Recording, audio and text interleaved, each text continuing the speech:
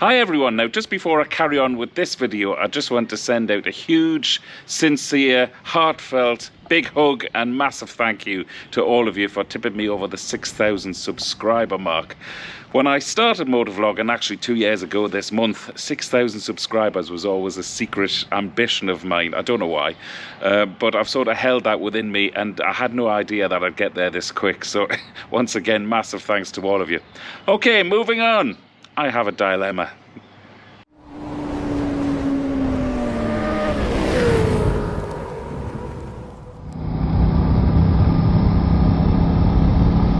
Welcome back on board, everyone. And my dilemma is this. I can't believe I'm making this video, first of all.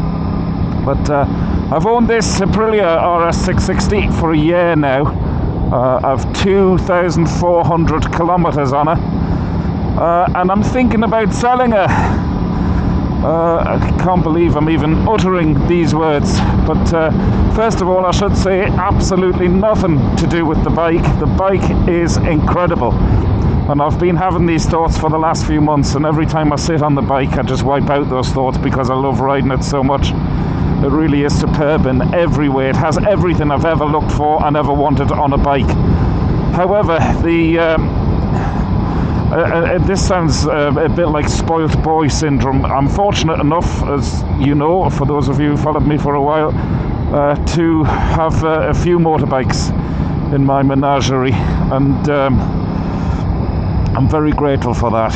And unfortunately, this one really gets ridden the least. It sort of doesn't fit in. It's a bike to look at, and it's a bit of an expensive luxury just to have that bike to look at.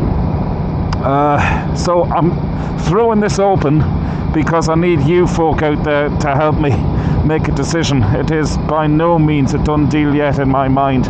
Like I say, I love everything about the bike, but the roads where I live, like these roads here, I mean, you know, I go out for a ride maybe half an hour once a month on the bike just to sort of keep her lit.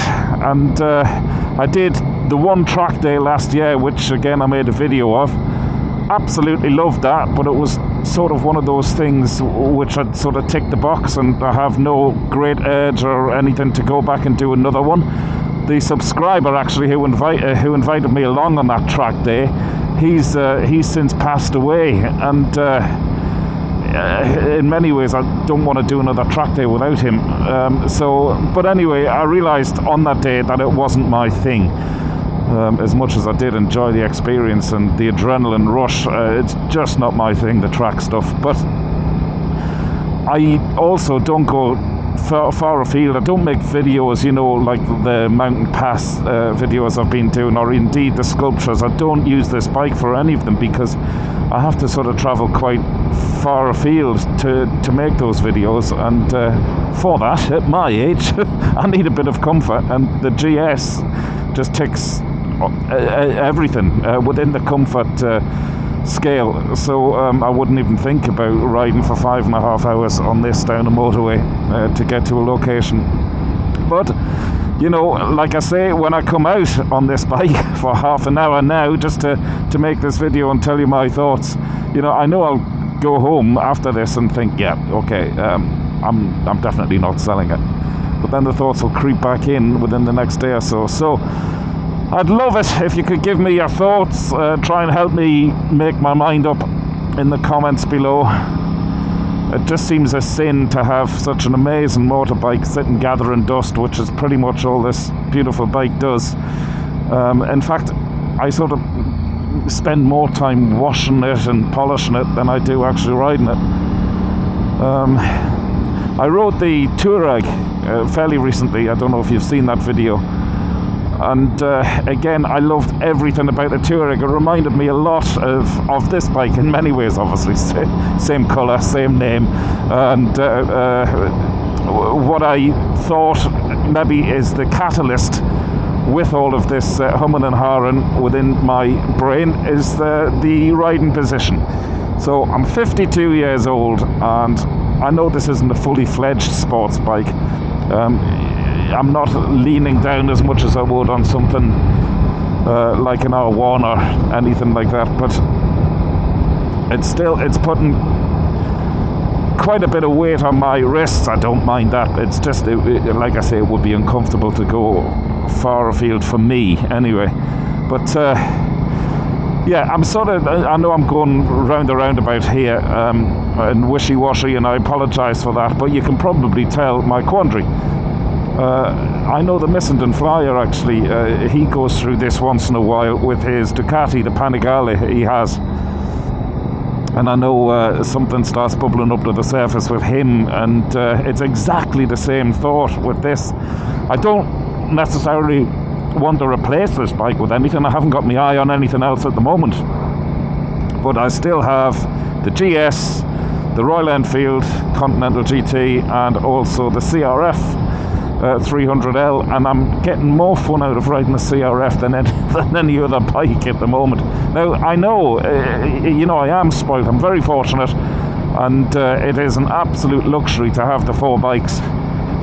And like I say, I don't want any other bike at the moment. It's not because of that. It's just, you know, that way, maybe you don't, but you know when you feel as though a relationship has run its course and it's time to address it with your partner. I feel a little bit like this, but even though this relationship hasn't really run its course, I'm just maybe looking around for something else. Oh my god, that sounds terrible. I'm very happily married, by the way, and have been for 22 years. God, I hope my wife doesn't watch this.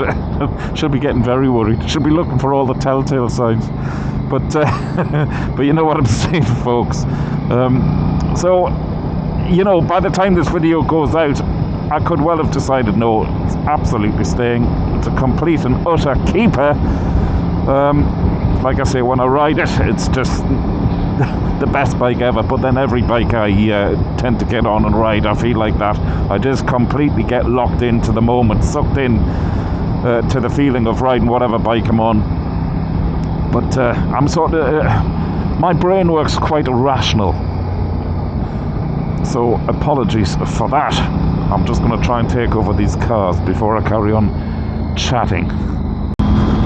For those of you who followed me from the start, actually, you probably know I went through a similar experience with my FJR. I absolutely adored that bike. Now, it turned out that the bike didn't really adore me. It was wrong for me in quite a few ways. But when I sold it, oh god, I regretted it for months afterwards. I used to dream about it. And I still haven't ruled out the possibility of buying another one. And I know how much it took me to get this in terms of waiting lists and, well, saving up for it as well. And I'll never forget the feeling of going to pick it up as well with my boys. It really was. It was, well, I'll be totally honest, it was a life moment picking this bike up. Probably more than any other bike or car that I've ever picked up.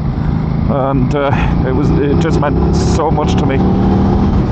But it still does. I haven't ruled out the idea of keeping it. In fact, I very much want to keep it. But just to recap, and